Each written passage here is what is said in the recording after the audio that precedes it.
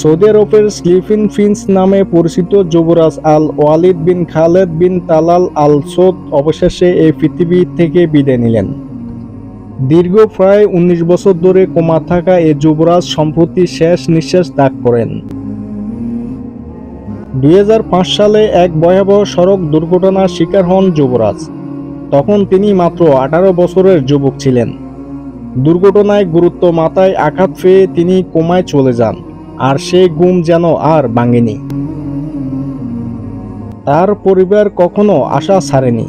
২ দশক ধরে আধুনিক চিকিৎসা, দোয়া ও ভালোবাসা তাকে বাঁচিয়ে রাখার চেষ্টা চালিয়ে গেছেন। মাঝে মাঝে তার কিছু নড়াচড়া, চোখের পাতা কাঁপানো আশার আলো দেখত, কিন্তু সেই অপেক্ষার অবসান ঘটল চিরদিনের মতো। বিশ্বজুড়ে এই খবর ছড়িয়ে পড়ার পর অনেকে শোক প্রকাশ করেছেন। অনেকে বলেছেন এটি শুধুমাত্র ব্যক্তিগত ট্র্যাজেডি নয়, একটি মানবিক ধৈর্য, ভালোবাসা আর আশা নির্ভরতা এক যুগান্তকারী গল্প।